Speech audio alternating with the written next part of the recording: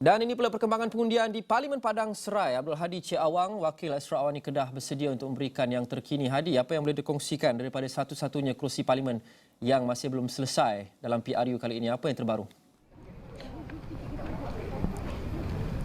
Okey, Luman, Parlimen P017 Padang Serai ini merupakan seperti dimaklumkan Luman, Parlimen terakhir, Parlimen yang ke-222 yang masih belum ada keputusan siapa wakil yang diangkat rakyat bagi mewakili lebih kurang 130,000 pengundi di kawasan Parlimen Padang Serai ini. Dan sudah pastinya Luman, bercakap mengenai dengan hari pengundian di Parlimen Padang Serai ini, cuaca hari ini memang seperti dimaklumkan Met Malaysia semalam, cuaca dari pagi sehingga ke pukul 4 petang memang akan baik. Seperti 13 hari yang lalu saya berada di sini, sehingga dari 8 pagi sehingga 5 petang memang keadaan memang agak baik, dan selepas itu pada lewat petang dan juga pada awal malam, cuaca hujan lebat dan juga guruh kilat dan sebagainya adalah berlaku pada waktu lewat petang. Dan sudah pastinya saya kini berada di sekolah menengah kebangsaan Tunku Panglima Besar di Kulim ini yang berada di kawasan Parlimen Padang Serai. Kenapa saya memilih sekolah ini? Sekolah ini merupakan antara sekolah yang memiliki saluran terbanyak, iaitu 11 saluran mengundi, di mana kebanyakannya 5 ataupun 6 saluran yang terakhir itu 6, 7, 8, 9, 10, 11 itu adalah golongan pengundi muda dan juga pengundi pertama kali bagi PRU 15 ini. Dan sudah pastinya bercakap mengenai proses pengundian, selain daripada kaunter penyemak daftar pemilih yang disediakan SPR, untuk kali ini agak berlainan sedikit, manakala kita ada kaunter kesihatan bagi pesakit ataupun pengundi yang disahkan positif COVID-19. Apa yang kaunter kesihatan itu buat adalah mereka menyediakan perkhidmatan bagi menguruskan pesakit COVID-19 yang positif dari awal sehingga ke pesakit berkenaan selesai mengundi bagi PRU 15 kali ini. Dan untuk di sini sekitar 7,000 pengundi dijangka akan membuang undi sehingga jam 6 petang ini. Dan sebentar saja tadi pengarah ataupun pengurusi Suruhanjaya Pilihan Raya SPR, iaitu Tan Sri Abdul Ghani Saleh,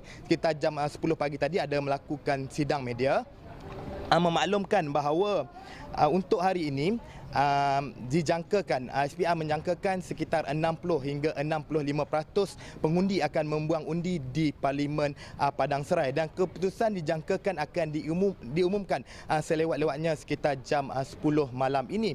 Dan saya juga tadi sempat bertanyakan kepada pengurusi SPR berkenaan dengan memandangkan kawasan Parlimen Padang Serai dan juga Dun Tioman ini ada pihak yang memberi laluan kepada calon-calon lain selepas jajaran baru dilaksanakan di peringkat kerajaan persekutuan dan beberapa kerajaan negeri seperti Kerajaan Perak dan juga Kerajaan Negeri Pahang.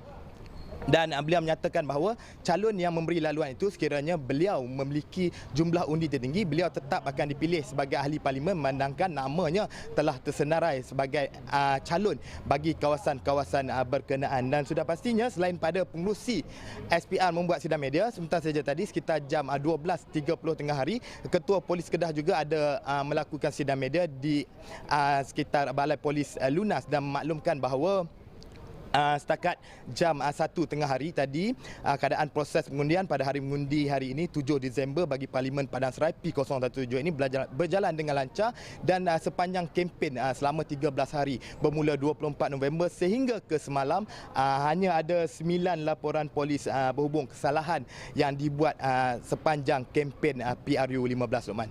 Baik. 35% kata SPR, statistik turun mengundi setakat jam 12 tengah hari tadi di Tioman, dan 36% di Padang Serai setakat tengah hari tadi jam 12. Baik, Hadi, menarik untuk kita lihat percaturan di Tioman dan juga di Padang Serai, iaitu satu kumpulan, satu parti memberikan laluan kepada parti yang lain, iaitu BN dan juga PH. Di Padang Serai melihat kepada status kerusi ini sebagai kerusi kuat PH sejak beberapa PRU yang lepas, BN memberikan laluan. Tapi berdasarkan telahan Hadi dan tinjauan, bukan sahaja hari ini tapi sejak beberapa hari lepas, mungkin sejak seminggu yang lepas, berkenaan dengan sentimen penduduk, adakah strategi ini nampaknya akan berkesan dan membuahkan hasil yang dihajatkan oleh kedua-dua BN dan PH? Maksud saya, adakah pengundi Barisan Nasional akan automatiknya mengundi untuk calon PH di Padang Serai? Pada 2018, calon yang mengundi Barisan Nasional dah 15,449, agak ramai. Berdasarkan tinjauan dan pungutan suara, adakah mereka ini selamat untuk kita andaikan akan mengundi ke calon Pakatan Harapan?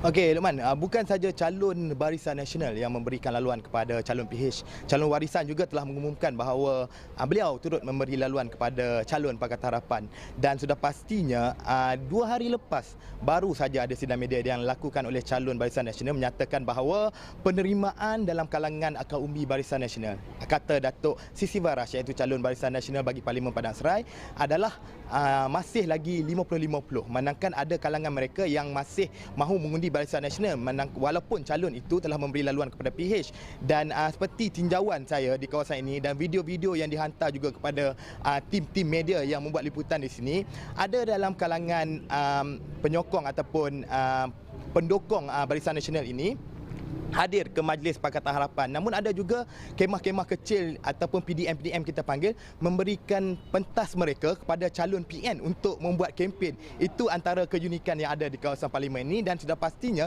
kawasan parlimen ini sentimen daripada pengundi itu mereka mahukan satu pemimpin yang mampu mengangkat suara mereka, terutama dari segi beberapa isu ataupun masalah di kawasan ini. Pertama adalah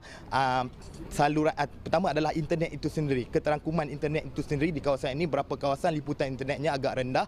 Yang kedua adalah pelebaran jalan, terutama dari Kulim ke Baling, hanya ada 2 jalan saja, pagi, petang, malam, sampai pukul 12 pun kadang-kadang masih lagi berlaku kesesakan di kawasan berkenaan. Dan yang ketiga adalah mampu merancangkan sektor pelancongan di sini. Ada kawasan Sedim di dalam Parlimen Padang Serai ini. Selain pada sektor perkilangan di kawasan Kulim High-Tech ini, mereka juga mahukan sektor-sektor pelancongan di kawasan sekitar, di kawasan Mebah Pulas, di kawasan Lunas ini diangkat ke peringkat yang lebih tinggi oleh calon yang menang di kawasan Parlimen Padang Serai ini, Luqman. Baik, menarik untuk kita lihat perkembangan di Padang Serai dan juga Tioman seperti yang Hadi sebut Ustaz tadi. Kita jangkakan mungkin selewat-lewatnya 10 malam. Terima kasih Abdul Hadi Awang.